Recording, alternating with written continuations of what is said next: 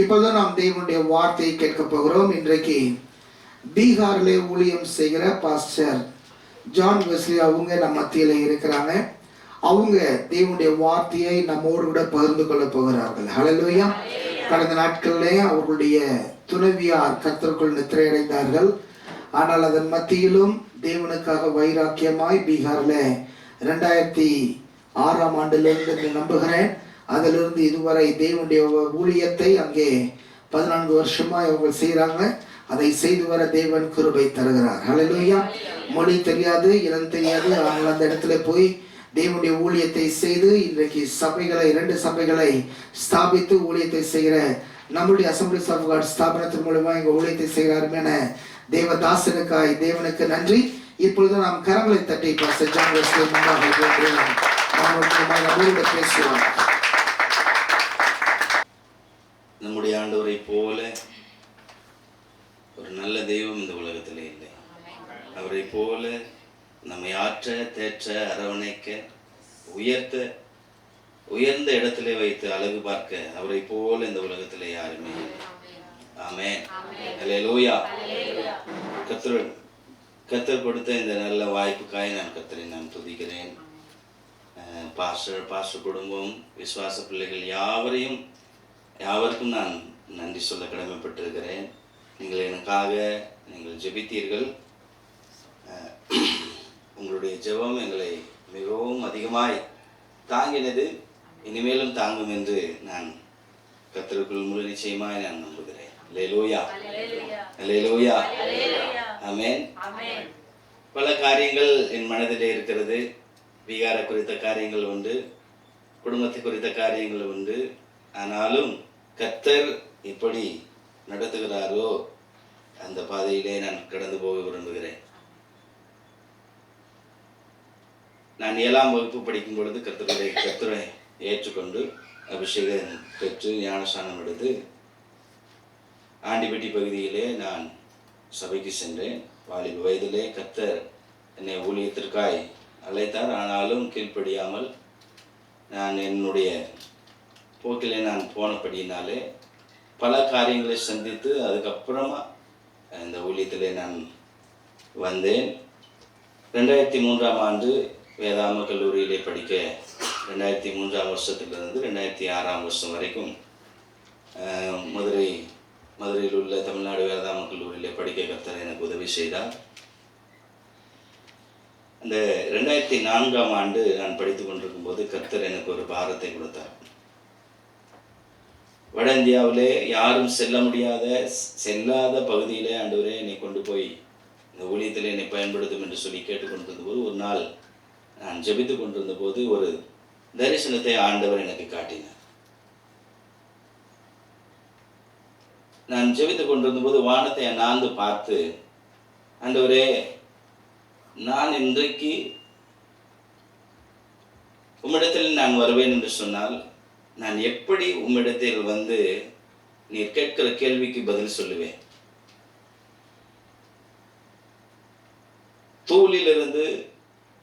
தூசியிலிருந்து குப்பையிலிருந்து என்னை உயர்த்தி இந்த மகிமையான தேவனை, உண்மையான தேவனை ஆராதிப்பதற்கு எனக்கு வாய்ப்பு தந்தீரே.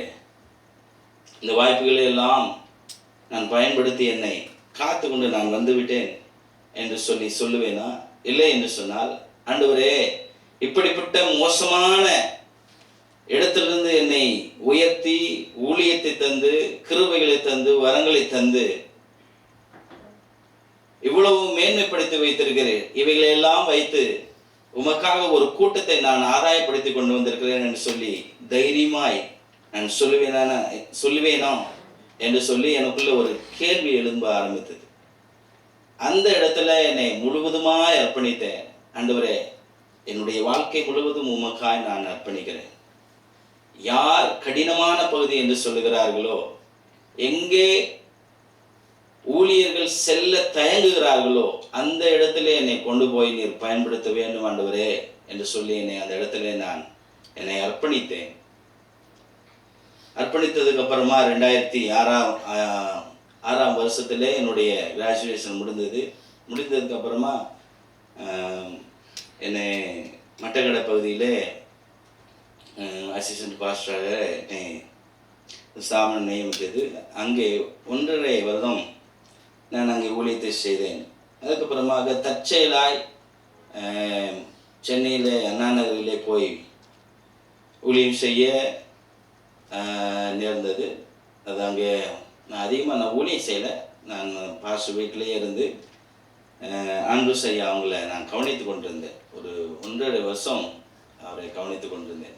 பல நேரங்களில் பல கேள்விகள் இருந்தது. ஆண்டவரே, என்னை முழுவதுமாக அர்ப்பணித்திருக்கிறேன், மிஷனரி ஊழியத்திற்கு என்று என்னை அர்ப்பணித்திருக்கிறேன். ஆண்டவரே, என் ஊழியம், என்னுடைய பாதை இவ்வளவு கடினமாக இருக்கிறது, எனக்கு ஊழியமெல்லாம் மறந்து போயிடும் போல் இருக்குது, நான் என்ன செய்வேன் ஆண்டவரே என்று சொல்லி ஆண்டவரிடத்தில் பல நேரங்களில் தனிமையாய் மாடியில் போய் அழுது ஜெபித்தது உண்டு. ஆனால் ஏற்ற காலத்தில் சரியான நேரத்தில் ஆண்டவர் வழியை திறந்தார். 2008ஆம் ஆண்டு அந்த நியூ இயர் சர்வீஸில் என்னை பீகாருக்காக என்னை டெடிகேட் பண்ணினார்கள். அல்லேலூயா, அல்லேலூயா. அது வரைக்கும் எனக்கு ஒரு வார்த்தை கூட தெரியாது ஹிந்தியில். நான் ட்ரெயினில் ஏறி உட்காருவேன். பிப்ரவரி மாதம் ட்ரெயினில் ஏறி உட்காரும் பொழுது எனக்கு ஒரு பயம் வந்துச்சு. இந்த சென்னையை தாண்டி அந்த எண்ணூர் அந்த கும்மிடிப்படியெல்லாம் தாண்டி போன உடனே உள்ள ஆந்திராக்குள்ள நுழையுது, எல்லாம் ஹிந்தியில் தான் பேசணும். எனக்கு ஒரு பயம் வந்துருச்சு, என்ன செய்ய போகிறேன்னு தெரியல அப்படின்னு சொல்லிட்டு ஒரு 48 மணி நேரம் அந்த வண்டி போச்சு. 48 மணி நேரத்தில் ஒரு 2 தடவை தான், அதுவும் பாத்ரூமுக்காக எழுந்திரிச்சு. எங்கிட்டு திரும்பினாலே ஹிந்தியில் பேசணும். ஒரு பயம் நடுக்கம் இருந்தது, எந்திரிக்கவே இல்லை. எங்கே எல்லாரும் என் ஃப்ரெண்டெல்லாம் எந்திரிச்சு வெளியில் போய் எல்லாம் சுற்றிட்டுலாம் வராங்க. ஆனால் நான் எந்திரிக்க பயந்து, ஏதாவது ஒரு கேட்டால் திருப்பி ஒன்றும் சொல்ல முடியாது அப்படிங்கிற அந்த சூழ்நிலையில என்னை பீகாருக்கு நான் கடந்து சென்றேன். கர்த்தருடைய பெரிதான கிருபையினாலே 3 மாதத்தில், ஒரு வாரத்திலே நாங்கள் எழுத்துக்களெல்லாம் படிச்சிட்டோம். 3 மாதத்தில் தவறாக பேசுவதற்கு கற்றுக்கொண்டோம். ஆனால் கர்த்தர் கிருபையாய் அழைத்தவர், அவர் உண்மையுள்ளவர், அவர் மாறாதவர், அவர் நம்மை அற்புதமாய் வழி நடத்துகிறார். அந்த காலங்களிலே 9 மாதத்திலே முழுமையாய் ஹிந்தி கடல் இன்னும் கற்றுக்கொண்டு தான் இருக்கிறோம். ஆனால் ஓரளவுக்கு அற்புதமாக அதிசயமாக நம்ம தமிழ்நாட்டிலேருந்து வருகிற டீமுக்கு என்னை பாஸ்டர் ரெக்கமெண்ட் பண்ணி நீங்கள் போய் டிரான்ஸ்லேட் பண்ணுங்க அப்படின்னு சொல்லி அனுப்பி வைத்தார். அல்லேலூயா. 9 மாதங்களில் ஆண்டவர் அப்படியே ஆண்டவர் கிருபை செய்தார். அல்லேலூயா. 2011ஆம் வருஷத்திலே நான் திருமணம் முடித்து ஆரா என்கிற பகுதியிலே கர்த்தருடைய ஊழியத்தை செய்ய நான் அனுப்பப்பட்டேன். அங்கே 2011ஆம் வருஷத்திலிருந்து 2023ஆம் வருஷம் வரைக்கும் அங்கே கர்த்தருடைய 13 வருஷம் அங்கே ஊழியத்தை நான் செய்தேன். அங்கே யார் எங்கேயுமே நாங்கள் எங்கே போகிறோம் எப்படி போகிறோம் அப்படின்னு சொல்லி தெரியாது. திருமணம் முடித்து அங்கே தான் நாங்கள் அந்த ஒரு 15-20 நாளில் நாங்கள் கிளம்பி போயிட்டோம். போனால் அங்கே 2 சகோதரிமார்கள் ஊழியம் செய்தார்கள். அவர்கள் எங்களுக்கு வீடு மட்டும் பார்த்து வச்சுருந்தாங்க. அங்கே இருந்த ஊழியர்கள்லாம் நீங்கள் வந்திருக்கிறீங்க, என்ன ஊழியம் செய்ய போகிறீங்கன்னு எங்களுக்கு தெரியல, நாங்கள் 10-15 வருஷமாக ஊழியம் செஞ்சிட்ருக்கிறோம், எங்களாலே முடியல, இது ரொம்ப கடினமான பகுதி, ஊழியத்தில் வந்தவங்களை உற்சாகப்படுத்துகிற காரியங்களை பார்த்தீங்கன்னா இப்படி தான் இருந்தது, என்ன ஊழியம் செய்ய போகிறீங்கன்னு தெரியல அப்படின்னு சொல்லி நல்லா உற்சாகப்படுத்தினாங்க. மனசுக்குள்ளே நான் யோசிச்சுட்டே வந்தோம், ஆண்டவரே என்ன ஆண்டவரே 15 வருஷமாக ஒன்றுமே இல்லாமல் இல்லைன்னு சொல்லிட்டு இருக்காங்களே, நாங்கள் எப்படி ஊழியம் செய்ய போகிறோம் அப்படிங்கிற ஒரு பயம் கலக்கம் இருந்தது. ஆனாலும் ஆண்டவர் கொடுத்த அந்த விசுவாசமும் அந்த தைரியமும் ஆமென் அவ்வப்பொழுது எங்களை தேற்றிக்கொண்டே வந்தது. உன் கூட இருக்கிறவர் யாருன்னு தெரியலையா உனக்கு, இதுவரைக்கும் உன்னை நடத்தி வந்தேன், இதுவரைக்கும் உன்னை அற்புதமாக நான் தூக்கி எடுத்து இந்த ஊழியத்தில் பயன்படுத்திட்டு வரேன், இனிமேலும் உன்னை பயன்படுத்துவேன், இந்த இடத்துல உனக்கு ஜனங்களை நான் கொடுப்பேன் அப்படின்னு சொல்லி ஆண்டவர் சொன்னார். அல்லேலூயா. எங்களுக்கு வேறு வழியே இல்லை, 2 பேரும் உட்காந்து ஜெபம் பண்ணிகிட்டே இருப்போம். உபவாசம் பண்ணி ஜெபம் பண்ணுறது தான் எங்களுடைய வேலை. ஜெபித்து ஆண்டவருடைய வார்த்தைகளை நாங்கள் பெற்றுக்கொண்டோம். அந்த நேரங்களிலே அற்புதமாய் ஆண்டவர் எங்களுக்கு ஊழிய வாசல்களை ஆண்டவர் திறந்தார். அல்லேலூயா, அல்லேலூயா. எங்களுக்கு என்னுடைய மனைவி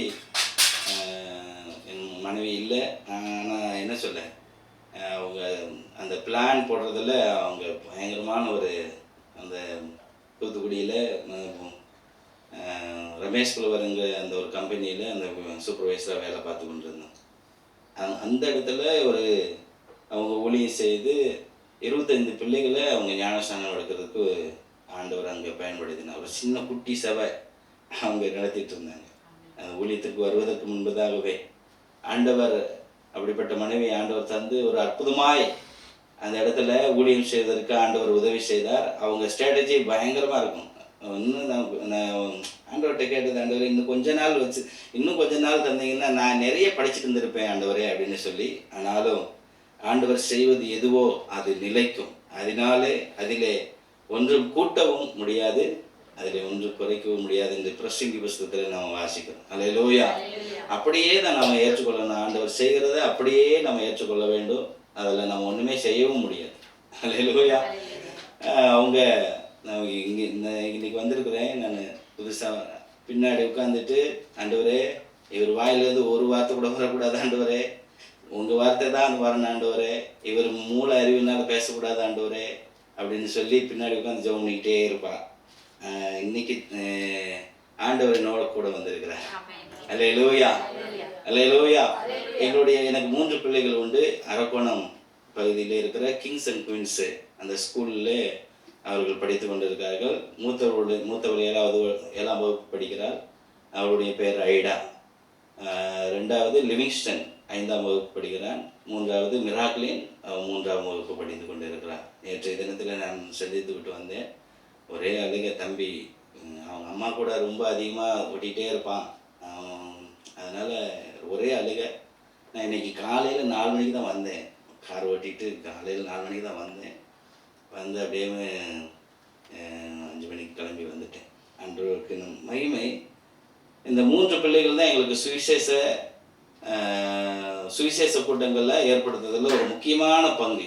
எங்கள் 3 பிள்ளைகளுடைய பிறந்த நாள் தான் எங்களுக்கு சுவிசேஷ கூட்டம். அப்படித்தான் எங்களுடைய ஊழியத்தை ஆரம்பித்து அற்புதமாய் நான் அந்த ஊழியத்தை விட்டு வரும் பொழுது ஏறக்குறைய 70லிருந்து 80 விசுவாச பிள்ளைகள் அங்கே இருந்தார்கள்.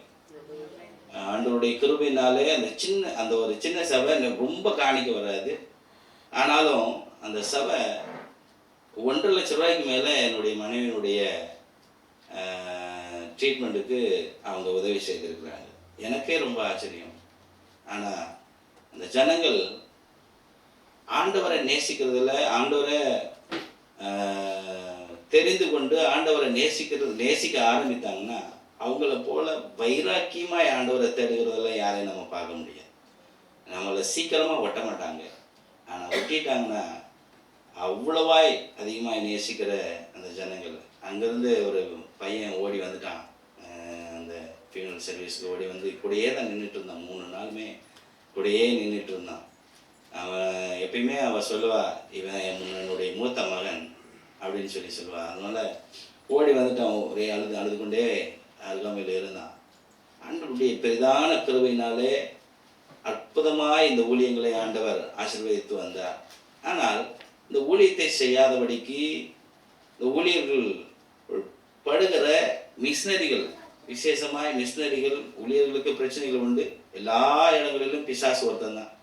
அவன் எல்லா இடத்துகளிலும் ஒரே மாதிரி கிரியை செய்தாலும், ஆனால் மிஷினரி ஸ்தலங்களிலே பல பாடுகளையும் போராட்டங்களையும் பிரச்சனைகளையும் ஊழியர்கள் சந்தித்து வருகிறார்கள்.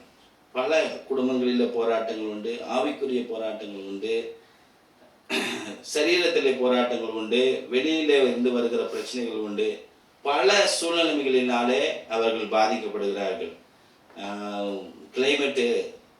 கிளைமேட்டு காரியங்கள், சாப்பாடு காரியங்கள், அவங்க கவர்மெண்ட் ஏற்றுக்கொள்ளாத காரியங்கள்.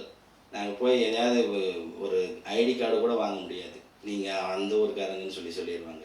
நம்ம இங்கே வந்து கேட்டோம்னா நீங்கள் பீகாரில் இருக்கிறீங்க அப்படின்னு சொல்லி நாங்கள் படுற பாடு ரொம்ப மோசமாக இருக்கும்.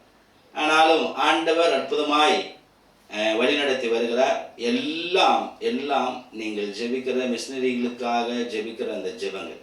ஆமென். அல்லேலூயா. எத்தனையோ அற்புதங்களே எங்கள் ஊழியங்களிலே நாங்கள் கண்ணார கண்டிருக்கிறோம். அவைகள் எல்லாம் நீங்கள் செய்கிற, நீங்கள் வடிக்கிற அந்த கண்ணீர் ஜெபம். அல்லேலூயா. நீங்க இங்க ஜெபம் பண்றீங்க, அங்க ஆண்டவர் அற்புதங்களை செய்து கொண்டு வருகிறார். நாங்க அங்க சரீரத்தில் இருக்கிறோம். ஆனால் நீங்கள் எங்களுக்காக, மிஷனரிகளுக்காக உதவி செய்கிற இந்த உதவிகள் நிச்சயமாகவே எங்களை நன்றாக வைத்திருக்கிறது. அல்லேலூயா. நாங்கள் எங்களை குறைவாக வைக்கல. ஆண்டவர் அற்புதமாக எங்களுடைய தேவைகளை உங்கள் மூலமாக ஆண்டவர் சந்திக்கிறார். இந்த உதவிகளுக்காக நாங்கள் நன்றி சொல்லுகிறோம். நீங்கள் ஜெபிக்கிறீர்கள், அதற்காகவும் நாங்கள் கடமைப்பட்டிருக்கிறோம். நீங்கள் தொடர்ந்து எங்களுக்காக ஜெபிக்கும்படியா என்பாய் கேட்டுக்கொள்கிறோம். அல்லேலூயா, அல்லேலூயா. இப்பொழுது வேறு ஒரு பகுதியிலே என்னை டிரான்ஸ்ஃபர் செய்திருக்கிறார்கள். அந்த சபை பெரிய சபை, ஆனாலும் ஒரு சில பிரச்சனைகளாலே உடைந்திருக்கிறது. அந்த சபையை நீங்கள் போய் நீங்கள் பாருங்கள், நீங்கள் சரி பண்ணுங்கன்னு சொல்லி என்னை அனுப்பியிருக்கிறார்கள். நான் ஒரு வருட காலம் ஆகிவிட்டது. ஆனாலும் அங்கே போய் என்னால் ஊழியம் செய்ய முடியல. என்னுடைய மனைவி ரொம்ப சீரியஸான நிலைமையில் இருந்ததுனால என்னால் முழுமையாக அங்கே ஊழியம் செய்ய முடியாத ஒரு சூழ்நிலை இருந்தது. இப்பொழுது மறுபடியுமாய் நான் இந்த செவ்வாய்க்கிழமை நான் திரும்பி செல்கிறேன். எனக்காக, என்னுடைய பிள்ளைகளுக்காக, ஊழியங்களுக்காக நீங்கள் தயவாய் ஜெபிக்கும்படியா என்பாய் நான் கேட்டுக்கொள்கிறேன். அல்லேலூயா, அல்லேலூயா, ஆமென். நம்ம பீகாரை குறித்து நம்ம சொல்லணும் அப்படின்னு சொன்னால், மாவட்டங்களில் எண்ணிரலாம் சபைகளை. மாவட்டங்களில் பெரிய பெரிய மாவட்டங்களில் சபைகளை எண்ணிரலாம். உண்மையாய் ஊழியம் செய்கிற, தியாகமாய் ஊழியம் செய்கிற ஊழியர்களை நம்ம கைவிட்டு எண்ணிடலாம், விரல் விட்டு எண்ணிடலாம். ஆனால் நம்முடைய தேசத்தில் ஆண்டவர் நிச்சயமாய் நம்முடைய தமிழ்நாட்டை அபரிவிதமாய் ஆண்டவர் ஆசீர்வதித்து வைத்திருக்கிறார். எல்லா இடங்களும் எங்கே போனாலும் நமக்கு சபை உண்டு. அல்லேலூயா. அசெம்பிளி ஆஃப் காட் சபை எல்லா ஏரியாக்களிலும், எல்லா தாலுகாக்களிலும் உண்டு. இப்போ 3 கிலோமீட்டருக்கு ஒரு சபை எல்லா இடங்களிலும் உண்டு. ஆனால் அங்கே பல மாவட்டங்கள் காலியாக இன்றைக்கும் இருக்குது. ஆனபடினால எத்தனையோ ஊழியர்கள், பெரிய ஊழியர்கள், நீங்கள் இவ்வளோ பிரச்சனைகளை சந்திக்கிறீங்க. 2021ஆம் வருஷத்துலேருந்து கேட்கிற நான் கேட்கிற இந்த வார்த்தைகள் தான். இவ்வளோ பாடுபடுறீங்க, பிள்ளைகளை வச்சுட்டு கஷ்டப்படுறீங்க, மனைவியை வச்சுட்டு கஷ்டப்படுறீங்க. நீங்கள் திரும்பி வந்துடலாம். நீங்கள் பாஸ்விட்ட சொல்லுங்கள். நீங்கள் திரும்பி வந்து இங்கே தமிழ்நாட்டில் எதையாவது ஒரு ஊழியத்தை யாரை கேட்டு நீங்கள் வாங்கி இங்கே ஊழியம் செய்யலாம் அப்படின்னு சொல்லி சொல்லுகிற வார்த்தைகளை நான் கேட்கிறேன். பல நேரங்களில் அவர்களுடைய பேச்சை நான் கேட்குறதில்ல. அவர்களுக்கும் வருத்தம் உண்டு, பேச்சை கேட்க மாட்டேங்கிறான் அப்படின்னு சொல்லி வருத்தங்கள் உண்டு. ஆனாலும் நான் சொல்லுகிறது, நான் நினைக்கிறதெல்லாம் இதே ஒன்றே எல்லா சூழ்நிலைமைகளையும் அறிந்து நான் விட்டுட்டு வர எனக்கு மனசு இல்லை. அல்லேலூயா. உண்மையா ஊழியம் செய்வதற்கு அங்கே ஆட்கள் இல்லை, தியாகமா ஊழியம் செய்வதற்கு ஆட்கள் இல்லை, அந்த கரிசனையோட ஒரு பாரத்தோட ஊழியம் செய்வதற்கு அங்கே ஆட்கள் இல்லை. பல ஊழியர்கள் திரும்பி வருகிற சூழ்நிலைமை. இப்படிப்பட்ட சூழ்நிலைமையில சபை மக்களை, இந்த ஊழியங்களை, தேவைப்படுகிற இடங்களை விட்டு வருவதற்கு மனதில்லை. அல்லேலூயா. வாழ்வது கொஞ்ச காலம், அதை ஆண்டவருக்காக, ஆண்டவருடைய நாம மகிமைக்காக வாழ்ந்து விட்டு மடியை நான் விரும்புகிறேன். அல்லேலூயா, அல்லேலூயா, அல்லேலூயா.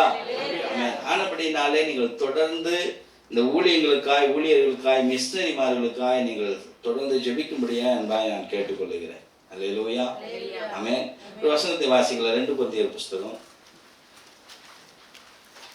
1ஆவது அதிகாரம் 8வது வசனத்திலிருந்து.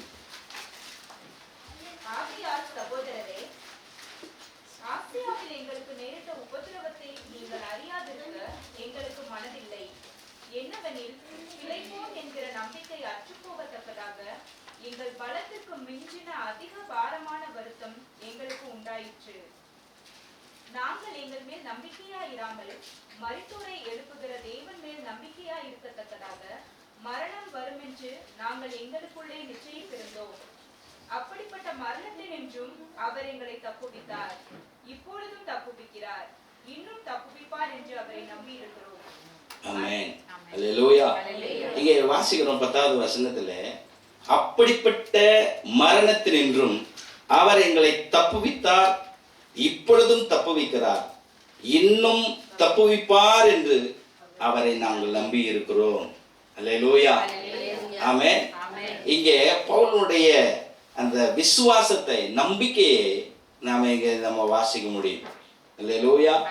கீழே மேலே வாசிக்கிற வசனங்கள்ல நம்ம அங்க வாசிக்கிறோம், பலத்திற்கு மிஞ்சின அதிக பாரமான வருத்தம் எங்களுக்கு உண்டாயிற்று.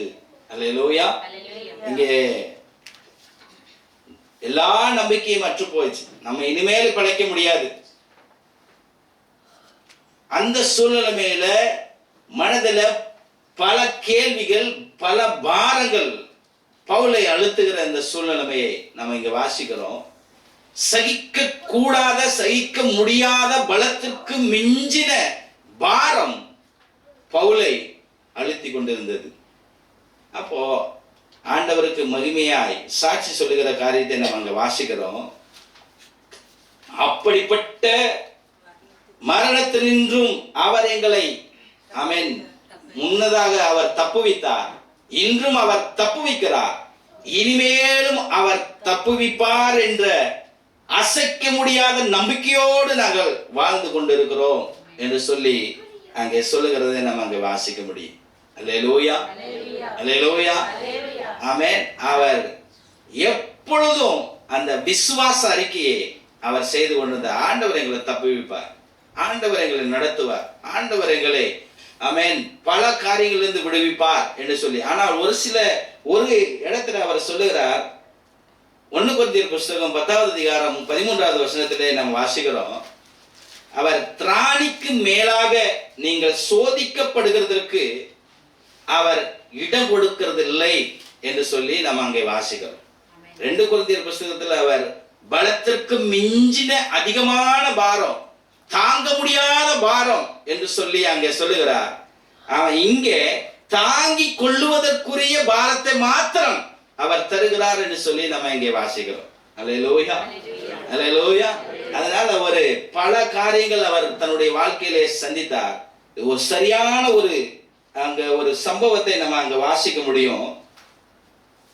அப்போஸ்தலர்களுடைய புஸ்தகத்திலே 28வது அதிகாரம்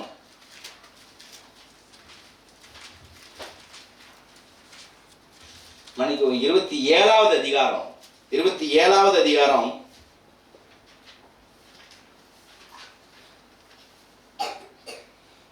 8வது வசனத்திலிருந்து, அதை வருத்தத்தோட கடந்து நல்ல துறைமுகம் எனப்பட்ட ஒரு இடத்திற்கு வந்தோம்.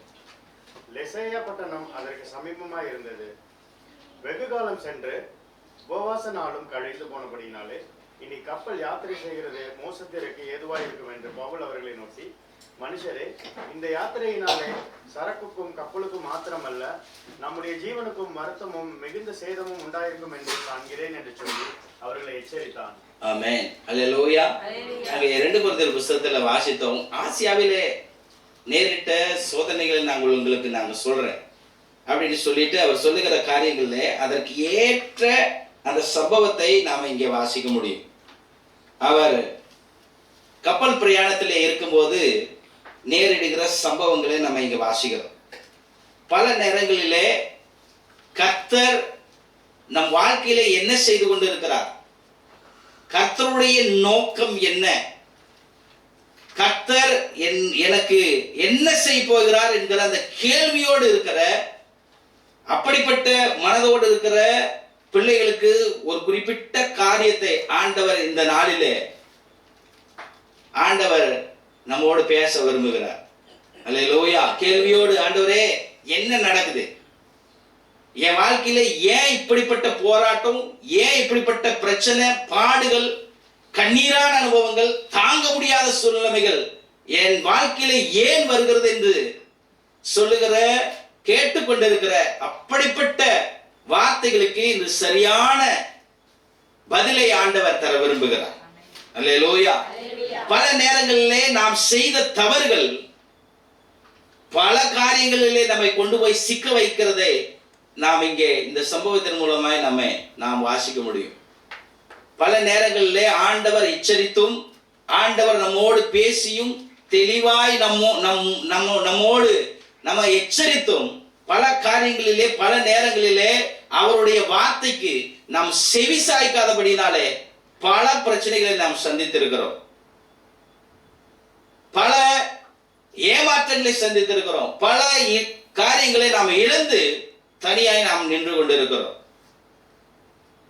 கீழே வசனங்களில் வாசிக்கிறோம், மனுஷரே இந்த யாத்திரையினாலே சரக்குக்கும் கப்பலுக்கும் மாத்திரமல்ல நம்முடைய ஜீவனுக்கும் வருத்தமும் மிகுந்த சேதமும் உண்டாயிருக்கும் என்று காண்கிறேன் என்று சொல்லி அவர்களை எச்சரித்தான் என்று சொல்லப்பட்டிருக்கிறது.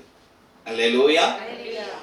கப்பல் யாத்திரை செய்வதற்கு தொடங்குவதற்கு முன்பதாகவே கர்த்தருடைய ஊழியக்காரன் அவர்களை எச்சரிக்கிறார். நீங்க இப்படி செய்யறது சரியில்லை, ஆண்டவர் என்னோட பேசி இருக்கிறார், ஆண்டவர் எனக்கு தெளிவா சொல்றாரு, இந்த பிரயாணம் நமக்கு வருத்தத்தை ஏற்படுத்தும், சேதத்தை ஏற்படுத்தும், நம்முடைய பிராணனை போவதற்கு வாய்ப்பு இருக்கிறது, ஆண்டவர் எனக்கு தெளிவாய் பேசி இருக்கிறார் என்று சொல்லி எச்சரிக்கிறார். அல்லேலூயா. அல்லேலூயா. ஆமென். பல நேரங்களில் பல கூட்டங்களிலே நாம் வருகிறோம், ஆண்டவர் நம் தெளிவாய் ஆண்டவர் நமக்கு சொல்லி கொடுக்கிறார், இதை செய்ய, இப்படி செய்ய, இதை செய்யாத, இப்படி செய்யாத அப்படின்னு சொல்லி பல நேரங்களிலே ஆண்டவர் நமக்கு தெளிவா கிளிப்பிள்ளைக்கு சொல்றது போல, நம்ம பாஷையில கிளிப்பிள்ளைக்கு சொல்றது போல ஆண்டவர் நமக்கு என்ன செய்யறாரு, சொல்லி கொடுக்கிறார். அல்லேலூயா. அல்லேலூயா. நம்ம என்ன செய்யறோம் அப்படின்னு சொன்னா கீழே வசனங்கள்ல நம்ம வாசிக்கிறோம். வாசிங்க 27வது அதிகாரத்துல 11வது வசனம். நூற்றுக்கு அதிபதி பவுலினால் சொல்லப்பட்டவைகளை பார்க்கிலும் மாலுமியையும் கப்பல் எஜமானனையும் அதிகமாய் நம்பினான் என்று சொல்லப்பட்டிருக்கிறது. அல்லேலூயா. அல்லேலூயா. ஆமென். இங்க என்ன நடக்குது அப்படின்னு சொன்னா ஆண்டவர் பல காரியங்களை ஆண்டவர் நமக்கு சொல்லிக் கொடுக்கிறார். ஆனா ஆண்டவர் எச்சரிக்கிறார், நம்முடைய மனதெல்லாம் யாரை தேடுது, என்ன செய்ய விரும்புது அப்படின்னு சொல்லி இந்த 11வது வசனம் தெளிவாய் நமக்கு சொல்லிக் கொடுக்கிறதை நம்ம வாசிக்க முடியும். நூற்றுக்கு அதிபதி அந்த கப்பல்ல இருக்கிற ஜனங்களை அவர் கைட் பண்றவர், அவர் கண்ட்ரோல்ல வச்சு நடத்துறவர். அவர் என்ன செய்யறாரு அப்படின்னு சொன்னா அவர் சொல்றாரு, நூற்றுக்கு அதிபதி பவுலினால் சொல்லப்பட்டவைகளை பார்க்கிலும் மாலுமியையும் கப்பல் எஜமானனையும். அல்லேலூயா. ஆமென். இவருக்கு ஒரு கண்ட்ரோல்ல ஒரு குரூப் இருக்கு, ஒரு 100 பேர் இருக்கிறாங்க. நூற்றுக்கு அதிபதினா அப்படி ஒரு 100 பேர் இருக்கிறாங்க அவருக்கு கீழே. இப்போ இவர் பவுலுடைய கூட்டத்தோட கூட போறாரு, பவுலை நடத்தி கொண்டு போறார். அப்போ அவர் சொல்றாரு, பவுல் சொல்றாரு, பரிசுத்தாவினால நிரப்பப்பட்டவராய் ஆண்டவருடைய வார்த்தையை சொல்றாரு, நம்ம போகக்கூடாது, இந்த கப்பல்ல போகக்கூடாது, இந்த பிரயாணம் நமக்கு நல்லதில்லை அப்படின்னு சொல்லும்போது அவர் சொல்றாரு, நூற்றுக்கு அதிபதி சொல்றாரு, இல்ல இவங்களுடைய வார்த்தையை கேட்கலாம். அல்லேலூயா. யாருடைய வார்த்தைய? கப்பல் மாலுமி கேப்டனுடைய வார்த்தையை நம்ம கேட்கலாம், கப்பலுடைய எஜமானனை நம்ம என்ன செய்யலாம், கேட்கலாம். அவங்களுக்கு பல அனுபவங்கள் உண்டு, எத்தனையோ தடவை போய் வந்திருக்கிறாங்க, எத்தனையோ தடவை அந்த கப்பலை உருவாக்குனவர் அந்த எஜமானன் அந்த பாதையில பல தடவை போய் இந்த ரூட்ல நம்ம கப்பலை என்ன செய்யலாம், நம்ம இது பண்ணலாம் அப்படின்னு சொல்லிதான் அதற்கு ஏற்ற விதமா அவர் உருவாக்கி இருக்கிறார். ஆனபடினாலே அந்த கேப்டனுக்கும் அந்த எஜமானனுக்கும் எஜமானுடைய வார்த்தையும் நம்ம இப்ப அவங்க கிட்ட கேட்கலாம், என்ன செய்யலாம் அப்படின்னு சொல்லி கேட்கலான்னு சொல்லிட்டு ஆண்டவருடைய வார்த்தையை தள்ளிட்டு, ஆண்டவருடைய ஊழியக்காரனுடைய வார்த்தையை தள்ளிட்டு மனிதர்களுடைய வார்த்தைக்கு, ஹல்லேலூயா, ஆமென், மனிதர்களுடைய வார்த்தையை கேட்கிறதுக்கு இவர்கள் ரொம்ப ஆவலா இருக்கிறாங்க. அனுபவத்தை நம்புறாங்க. ஹல்லேலூயா, ஹல்லேலூயா. அது எப்படி பாஸ்டர்? அப்படி எல்லாம் நடக்காது, அப்படி எல்லாம் இருக்காது பாஸ்டர். நான் எத்தனையோ தடவை பார்த்துருக்கிறேன். அவர் சொல்லுவார், பாஸ்டர் அப்படித்தான் சொல்லுவார்.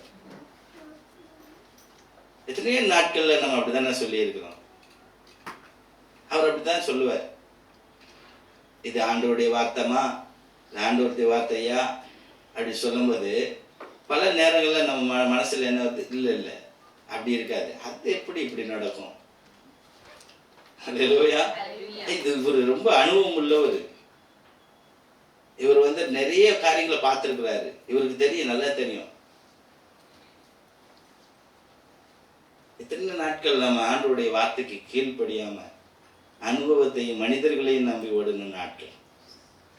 ஹல்லேலூயா, ஹல்லேலூயா, ஆமென். முதல் அவர்கள் செய்த தவறு என்ன அப்படின்னு சொன்னா, ஆண்டவருடைய வார்த்தையை தள்ளி ஆண்டவருக்கு கீழ்ப்படியாமல் மனிதர்களுடைய வார்த்தைகளையும் மனிதர்களுடைய ஆலோசனை அவர்கள் என்ன செய்யறாங்கன்னா அவர்கள் பிடித்துக் கொள்ளுகிறார்கள். ஹல்லேலூயா. ரெண்டாவது காரியங்கள் அங்கே வாசிக்கிறோம். அதே 11வது வசனத்துல அனுபவத்தை அவங்க நம்புறாங்க. அவர்கள் பல காரியங்கள்ல என்ன செய்யறாங்க? முதலாவது கீழ்ப்படியல, ரெண்டாவது அனுபவத்தை அவர்கள் நம்புறாங்க. மூன்றாவது காரியம் கீழே நம்ம வாசிக்கிறோம் 12வது வசனத்துல, அந்த துறைமுகம் மழைக்காலத்திலே தங்குவதற்கு வசதியாய் இராதபடியினால் அவ்விடத்தை விட்டு தென்மேற்கேயும் வடமேற்கேயும் நோக்கி இருக்கும் கிரேத்தா தீவில் உள்ள துறைமுகமாகிய பேனிக்ஸ் என்னும் இடத்தில் சேரக்கூடுமானால் சேர்ந்து மழைக்காலத்தில் தங்கும்படி அநேகம் பேர் ஆலோசனை சொன்னார்கள். ஹல்லேலூயா. ஆண்டவருடைய வார்த்தையை முதல்ல தள்ளிட்டு அதற்கு கீழ்ப்படியாம அனுபவத்தையும் ஆட்களையும் அவர்கள் நம்புறாங்க. மூன்றாவது காரியத்துல மெஜாரிட்டிய அவங்க நம்புறாங்க. ரொம்ப பேர் சொல்றாங்க. ஹல்லேலூயா. அநேக பேர் ஆலோசனை சொல்றாங்க, இல்ல நம்ம அங்க போயிடலாம், அந்த தீவுல போய் கொஞ்சம் மழை வருதா காத்து வருதா பரவாயில்ல, ஒன்றும் பிரச்சனை இல்லை, நம்ம அங்க போய் என்ன செஞ்சிடலாம், தங்கிடலாம் அப்படின்னு சொல்லி அநேக பேர் ஆலோசனை சொல்றாங்க. சில நேரங்கள்ல நம்ம அநேக பேர் ஆலோசனை சொல்றதை கேட்டு பல சிக்கல்ல இன்னல்ல நம்ம மாட்டிடுறோம். ஆண்டவருடைய வார்த்தை சிங்கிளா இருந்தாலும் தனியா இருந்தாலும் அது ஆண்டவருடைய வார்த்தை நிறைவேறியே தீரும். அதுல எந்த மாற்றமுமே இருக்காது. ஹல்லேலூயா, ஹல்லேலூயா. அநேகம் பேர், 1000 பேர், லட்சம் பேர், கோடி பேர் சொன்னாலும் ஆண்டவருடைய வார்த்தை மாத்திரமே அது நிலைத்திருக்கு. ஹல்லேலூயா. வானமும் பூமியும் ஒளிந்து போனாலும் ஆண்டவருடைய வார்த்தைகள் அவைகள் உறுப்பாகிலும் ஹல்லேலூயா அவைகள் மாறாது, அழிந்து போகாது. ஹல்லேலூயா. ஆனபடினாலே அநேக பேர் அனுபவம் உள்ளவர்கள், உயர்ந்தவர்கள், பதவியில் இருக்கிறவர்கள் எத்தனை காரியங்களை செய்தாலும் சொன்னாலும் நம்ம முன்னுரிமை எப்பொழுதுமே கர்த்தருடைய வார்த்தைக்கு மாத்திரம் தான் இருக்கும். நம்ம இல்லாத பட்சத்துல, நம்ம செய்யாத பட்சத்துல பல இன்னல்களுக்கு நாம் ஆளாக கூடும். ஹல்லேலூயா, ஹல்லேலூயா. கீழே வசனங்களை வாசிக்கிறோம். தென்றல் மெதுவாய் அடித்தபடியினாலே என்று சொல்லப்பட்டிருக்கிறது. ஹல்லேலூயா. அவங்க எல்லாம் பார்த்துட்டு இருக்கிறாங்க, சூழ்நிலைமையை பார்க்குறாங்க. சூழ்நிலைமை எப்படி இருக்குன்னா, தென்றல் காற்று. தமிழ் இதுல நல்ல ஒரு வார்த்தையை சொல்லியிருக்கேன், தென்றல் காற்று. தென்றல் காற்று எப்போ வீசும்?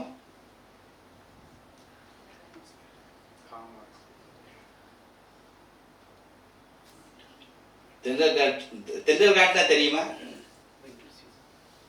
ரொம்ப மெதுவா, ரொம்ப ஃபோர்ஸா இருக்காது, ரொம்ப இதா இருக்காது, மெதுவா இந்த வெயில்ல வந்துட்டு ரொம்ப வெயிலில் வந்துட்டு ஏசி முன்னாடி போய் நிற்கும் போது அப்படியே மெதுவாக அப்படியே சில்லுன்னு அப்படியே தோடும் பாருங்க.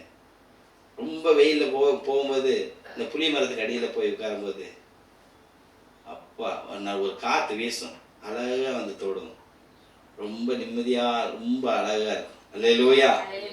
அந்த மாதிரி இருக்கு சூழ்நிலை. நம்ம எப்படி இருக்குன்னா, ரொம்ப தென்றல் காற்று மெதுவாய் அடித்தபடினால என்று சொல்லப்பட்டிருக்கிறது. ஆமென். அல்லேலூயா. அழகா அந்த வார்த்தையை ஆண்டவர் பரிசுத்தாவினர் எழுதி வைத்திருக்கிறார். தென்றல் காற்று தமிழ் வேதாகமத்தில் தென்றல் காற்று மெதுவாக அடிக்குது, ரொம்ப அழகா இருக்கு. அவங்க நினைச்சிட்டாங்க தென்றல் காற்று ரொம்ப அருமையா இருக்கு, இந்த சூழ்நிலைமை நமக்கு ஏற்றது, பயணத்திற்கு ஏற்ற ஒரு சூழ்நிலைமை, நம்ம ஓடிடலாம் அப்படின்னு சொல்லிட்டு அவங்க சூழ்நிலைமையை பார்க்குறாங்க. அக்கம் பக்கத்தில் எல்லாம் பார்த்துட்டு சூழ்நிலைமையை பார்க்குறாங்க. வேத வசனத்தில் நம்ம வாசிக்கிறோம். ஆதியாகம புஸ்தகத்தில் லோத்து குறித்து நம்ம வாசிக்கிறோம்.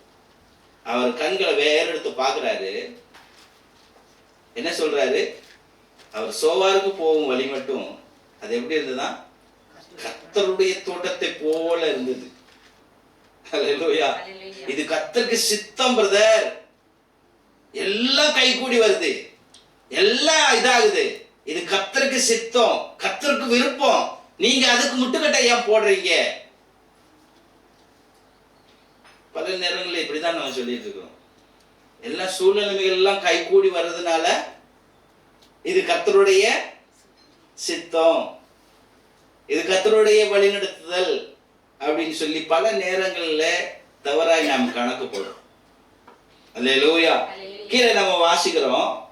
அதுக்கப்புறம் என்ன நடந்தது அப்படின்னு சொல்லி நம்ம வாசிக்கிறோம். கொஞ்ச நேரத்துக்குள்ளே யூரோக்ளிதோன் என்னும் கடும் காற்று மோதிட்டு, கொஞ்ச நேரம் தென்றல் காற்று மெதுவா அழகா வந்து தொட்டு அப்படியே வீசுது. இப்ப கொஞ்ச நேரத்துக்குள்ள கடும் காற்று அங்க மோதுறத நம்ம பார்க்கணும். அல்லேலூயா. அல்லேலூயா. ஆமென். முதலாவது எல்லா சூழ்நிலை, எல்லா மனிதர்கள், அநேக பேர் அனுபவம் எல்லாம் பார்த்து போயிட்டு கொஞ்ச நேரத்துக்குள்ள ஒரு திடுக்கின்ற ஒரு சூழ்நிலை, கடுங்காற்று வந்து மோதுகிறத அங்க பார்க்கணும்.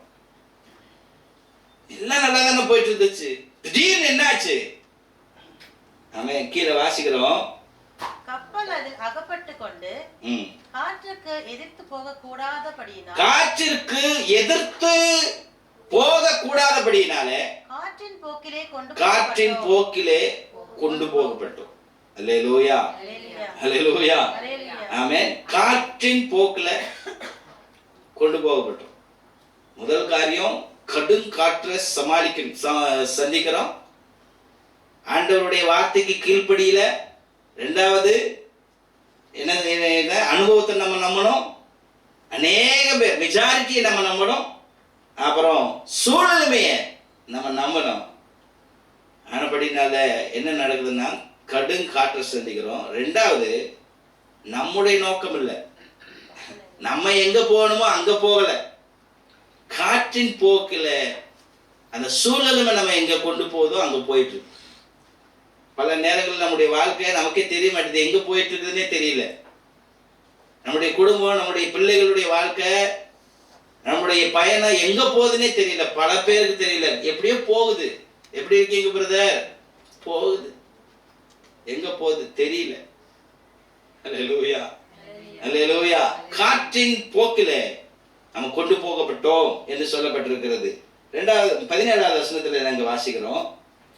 அதை அவர்கள் தூக்கி எடுத்த பின்பு பல உபாயங்கள் செய்து கப்பலை சுற்றி கட்டி சொரிமணலையை விழுவோம் என்று பயந்து பாய்களை இறக்கி இவ்விதமாய் கொண்டு போகப்பட்டார்கள். அல்லேலூயா. பாய்களை இறக்கி இவ்விதமாய் கொண்டு போகப்பட்டார்கள். அல்லேலூயா. சொரி மணலிலே விழுவோம் என்று பயந்து, அல்லேலூயா, பயந்து பயந்து வாழ்ற வாழ்க்கை. என்னாகுமோ ஏதாகுமோ, எப்ப என்ன நடக்க போகுதோ அப்படிங்கிற பயந்து பயந்து வாழ்ற வாழ்க்கை அங்க நடக்குது. அல்லேலூயா. கீழே அங்கே வசனங்களை வாசிக்கிறோம். மேலும் பெருங்காற்று மழையில் நாங்கள் மிகவும் அடிபட்டபடியினால் மறுநாளில் சில சரக்குகளை கடலிலே எறிந்தோம். அல்லேலூயா. கீழே வசனங்களை வாசிக்கிறோம். அங்க போய் சரக்கு எல்லாத்தையும் என்ன செய்யறாங்க? கொண்டு போறது, சாப்பாடு கிப்பாடு எல்லாத்தையும் கொண்டு போய் பெரிய பெரிய சரக்குகள்லாம் கொண்டு போயிட்டு இருக்கிறாங்க. ரொம்ப ஒரு நம்பிக்கையோட கொண்டு போயிட்டு இருக்கிறாங்க.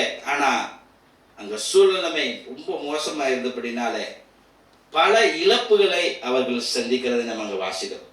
அல்லேலூயா. நமக்கு தேவையான முக்கியமான காரியங்களை எல்லாம் நம்ம அங்க இழக்கிறதை நம்ம அங்க வாசிக்கிறோம். 19வது வசனத்துல 3ஆம் நாளிலே கப்பலில் தளவாடங்களை எங்கள் கைகளினாலே எடுத்து எறிந்தோம். தளவாடங்களை எங்கள் கைகளினாலே எடுத்து எறிந்தோம். தளவாடங்கள்னா கப்பல்ல இருக்கிற நம்ம பாதுகாக்கிற சாதனங்கள் எல்லாம் தூக்கி என்ன செய்யறாங்க? கப்பல் கடலுக்குள்ள போட்டுட்டு இருக்காங்க. தளவாடங்கள்ல எல்லாத்தையும் தூக்கி போடுறாங்க. நம்மளை காப்பாற்றுகிற எல்லா காரியங்களையும் கப்பல்ல இருந்து எல்லாத்தையும் என்ன செய்யறோம்? பல நேரங்கள்ல கீழ்ப்படியாம மனிதர்கள் நம்பி சூழ்நிலைகளை நம்பி ஓடும்படினால பல நேரங்கள் நம்முடைய விசுவாசத்தை இழந்திருக்கிறோம், வேத வசனத்தை இழந்திருக்கிறோம். அல்லேலூயா. நம்முடைய ஜெப வாழ்க்கையை நம்ம இழந்திருக்கிறோம். நம்மை காப்பாற்றுகிற நமக்கு நம்பிக்கையா இருக்கிற பல காரியங்களை நம்ம இழந்திருக்கிறோம். பரிசுத்தத்தை இழந்து பல நேரங்களில் நம்ம தவித்திருக்கிறோம். அல்லேலூயா. கீழே வசனங்களை வாசிக்கிறோம். அநேக நாளாய் சூரியனாவது நட்சத்திரங்களாவது காணப்படாமல் மிகுந்த பெருங்காற்று மழையும் அடித்துக் கொண்டிருக்கப்படியினால் இனி தப்பி பிழைப்போம் என்கிற நம்பிக்கை முழுவதுமாய் அற்று போயிற்று. அல்லேலூயா. அல்லேலூயா. ஆமென். நம்ம செய்த தவறுகளினால பல நேரங்கள்ல நம்ம நம்பிக்கையே இல்லை. ஆண்டவர் செய்வாரா செய்ய மாட்டாரா, பரவாயில்ல, செஞ்சா பரவாயில்ல, செய்யலைன்னா பரவாயில்ல, அப்படியே போட்டும், எந்த ஒரு நம்பிக்கையுமே இல்லை. கிறிஸ்தவ வாழ்க்கையில எந்த ஒரு நம்பிக்கையுமே இல்லாத, நம்பிக்கை எல்லாம் அற்று போன ஒரு சூழ்நிலைமைக்கு நாம் தள்ளப்படுகிறோம். 21வது வசனத்துல நம்ம வாசிக்கிறோம். அநேக நாள் அவர்கள் போஜனம்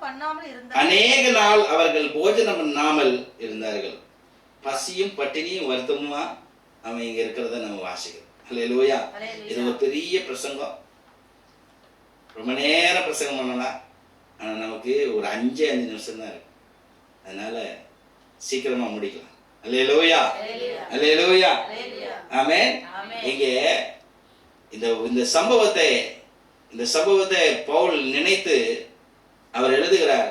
எங்களுக்கு நம்பிக்கை இல்லை, நாங்க செத்து போயிட்டோம் அப்படின்னு தான் நாங்க நினைச்சோம், ஆனாலும் எங்களை ஆண்டவர் தப்பு வைத்தார். ஆமென். இன்றைக்கும் ஆண்டவர் எங்களை தப்பு வைத்துக் கொண்டிருக்கிறார். ஆமென். இனிமேலும் எங்களை தப்பு வைப்பார் என்கிற அந்த நம்பிக்கையிலே நாங்கள் வாழ்ந்து கொண்டிருக்கிறோம் என்று சொல்லி அவர் சொல்றார். நாங்க மனிதர்களை ஆண்டவருடைய வார்த்தையை தள்ளிட்டாங்க. மனிதர்கள் மேல நம்பிக்கை வைத்தார்கள், அனுபவத்தின் மேல நம்பிக்கை வைத்தார்கள், சூழ்நிலை மேல நம்பிக்கை வைத்தார்கள். நாங்கள் பெரிய தப்பு பண்ணிட்டோம். ஆனா இப்படிப்பட்ட சூழ்நிலை நம்முடைய வாழ்க்கையில் இருக்குன்னு சொன்னா, ஆமா பிரதர், இங்க எழுதிருக்கிறது போலயே இப்படியே எங்க வாழ்க்கை இருக்குது, நான் என்ன செய்யணும் எங்களுக்கு தெரியல, பல இழப்புகளை சந்திச்சாச்சு. பல நேரங்கள்ல ஆண்டவருடைய பிரசன்னத்தையே ஆண்டவருடைய இரக்கங்களை கிருபையே உணர முடியல, என்ன நடக்குதுன்னே தெரியல, எங்க போயிட்டு இருக்கணும்னே எங்களுக்கே ஒண்ணுமே தெரியல. அப்படிப்பட்ட சூழ்நிலை நம்முடைய வாழ்க்கை சூழ்ந்திருந்தால் ஆண்டவர் சொல்லுகிற நம்மை திடப்படுத்துறதுக்கு ஒரு சில வார்த்தைகளை நான் உங்களுக்கு சொல்லி உற்சாகப்படுத்த விரும்புகிறேன். வசனங்களை வாசிக்கிறோம். கீழே அங்கே வாசிக்கிறோம். 22வது வசனத்துல, ஆகிலும் இப்படிப்பட்ட சூழ்நிலை இருந்தாலும் ஆண்டவர் உங்களை நம்மை திடப்படுத்துகிற காரியங்களை, உற்சாகப்படுத்துகிற காரியங்களை நம்ம இங்க வாசிக்கிறோம். ஆகிலும் திடமனதாயிருங்கள் என்று சொல்லி இப்பொழுதும் உங்களுக்கு நான் தைரியம் சொல்லுகிறேன். அல்லேலூயா. இப்படி எல்லாம் நடந்துருச்சு, நீங்க சொல்ல கேட்கல, பரவாயில்ல, போனதெல்லாம் போட்டும், ஆனால் இப்பொழுதும் உங்களுக்கு நான் தைரியம் சொல்லுகிறேன். அல்லேலூயா. கீழே வசனங்களை வாசிக்கிறோம். ஆண்டவர் என்னோடு மறுபடியும் சொல்லி இருக்கிறார், உங்களுக்கு இந்த சேதங்கள்லாம் வந்தது உண்மைதான். ஆமென். கப்பல் சேதமே அல்லாமல் உங்களில் ஒருவனுக்கும் பிராண சேதம் வராது. அல்லேலூயா, ஆமென். இங்க வாசிக்கிறோம், அவர் முன்னாடியே சொல்றார் பிராண சேதம் வரும், எச்சரிக்கிறாரு ஆண்டவருடைய வார்த்தை. அப்போ இப்படி எல்லாம் நடந்துச்சு, கீழ்ப்படியாம போயிட்டாங்க. ஆனாலும் ஆண்டவர் இரக்கம் பாராட்டுகிறார். அல்லேலூயா. நம்முடைய ஆண்டவர் நம்மை சரியான இடங்களிலே கொண்டு போய் சேர்ப்பதற்கு ஆண்டவர் இன்னும் அவர் தயவு பெருத்தவராய் இருக்கிறார். ஆமென். கிருபை பெருத்தவராய் இருக்கிறார். அல்லேலூயா. நம்மை உருவாக்குவதற்கு, நம்மை இன்னும் மேன்மைப்படுத்துவதற்கு அவர் தயாராக இருக்கிறார். அல்லேலூயா, ஆமென். உங்கள் ஒருவன் கப்பல் சேதம் வந்துருச்சு, பரவாயில்ல, ஆனா உங்கள் ஒருவனுக்கும் பிராண சேதம் வராது.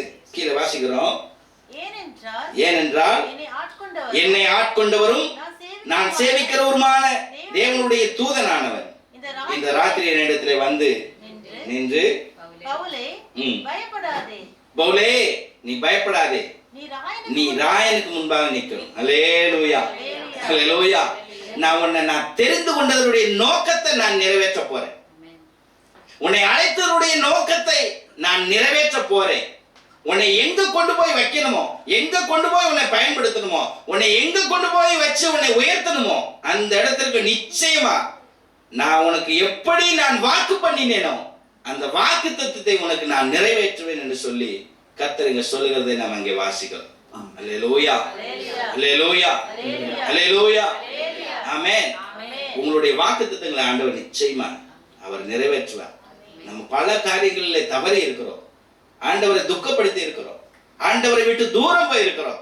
ஆனாலும் ஆண்டவர் நம்மை உற்சாகப்படுத்த, இந்த கால நேரத்தில் உற்சாகப்படுத்துகிற காரியங்கள், ஆமென், பயப்படாதீங்க, ஆமென். ஆண்டவர் உங்களுக்கு கொண்டு போக வேண்டிய அந்த இடத்திற்கு நிச்சயமாய் ஆண்டவர் அங்கே கொண்டு போவார். அல்லேலூயா, அல்லேலூயா, ஆமென். கீழே 44வது வசனத்துல வாசிக்கிறோம், நேரம் ஆயிடுச்சு. 44வது வசனங்கள்ல வாசிக்கிறோம், மற்றவர்களில் சிலர் பலகைகள் மேலும் சிலர் கப்பல் துண்டுகள் மேலும் போய் கரையேறவும் கட்டளையிட்டான். இவ்விதமாய் எல்லாரும் தப்பி கரை சேர்ந்தார்கள். அல்லேலூயா, அல்லேலூயா. இந்த சபை அழைத்ததனுடைய நோக்கம் உண்டு. இங்கே உருவாக்குறதுக்கு ஒரு நோக்கம் உண்டு. இங்கே ஏற்படுத்தினதுக்கு ஒரு நோக்கம் உண்டு. உங்களை எல்லாரையும் கொண்டு வந்து சேர்த்ததற்கு ஆண்டவர் ஒரு நோக்கம் உண்டு. எல்லாரும் தப்பி கரை சேரும்.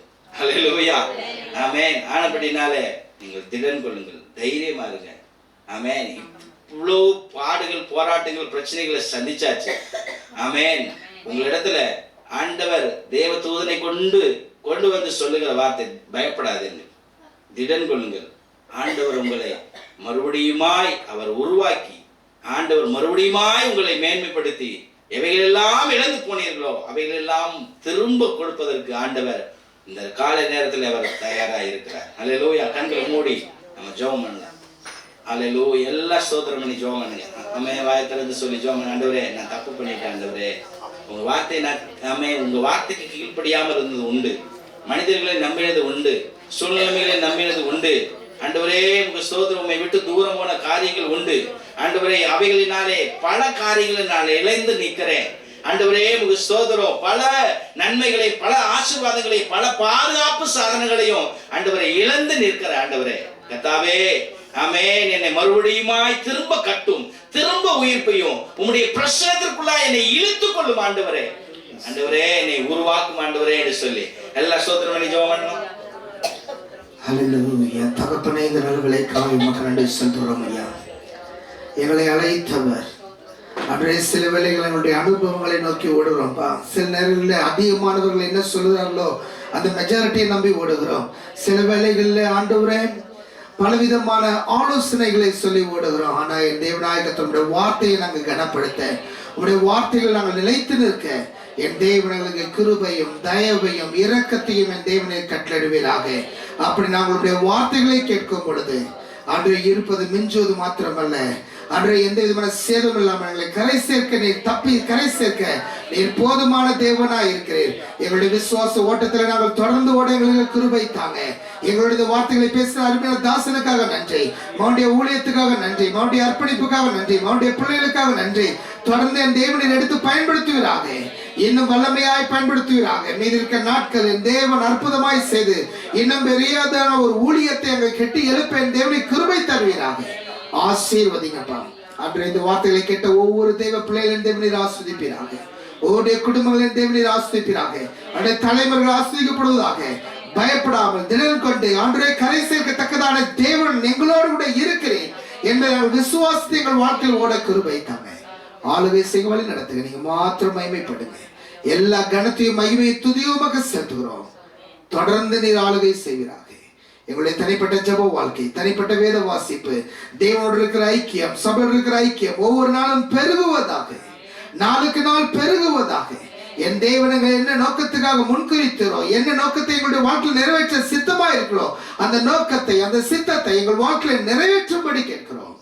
ஆளுகை செய்வல் எடுத்துங்க. வந்திருக்கிற ஒவ்வொரு தேவ பிள்ளைகளையும் ஆஸ்வதிங்க. வர முடியாமல் வீடுகளில் இருக்கிற பிள்ளைகளை தேவனை தொட்டு பலப்படுத்தும்படி கேட்கிறோம்.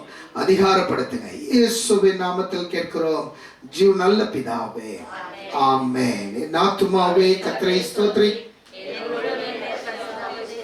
என் ஆத்துமாவே கர்த்தரை ஸ்தோத்திரி, கர்த்தர் செய்த சகல உபகாரங்களையும் மறவாதே. ஆமென். பிதாவாகிய தேவனுடைய அன்பும் ஐக்கியமும் சிநேகமும் நம் அனைவரோடு கூட அவருடைய வருகை வரை நிலைத்திருப்பதாக. ஆமென். ஹல்லேலூயா, ஹல்லேலூயா, ஹல்லேலூயா. சபையில் ஆண்கள் நீங்க இன்னைக்கு 2 மணிக்கு நீங்க நம்முடைய சைட்டுக்கு வரும்படி அன்பாக்கி இருக்கிறேன். கர்த்தர் உங்களை ஆசீர்வதிப்பாராக. ஒரு சில வேலைகளோடு நாம் செய்ய தேவன் நமக்கு கிருபை தருவாராக. Thank you. God bless you.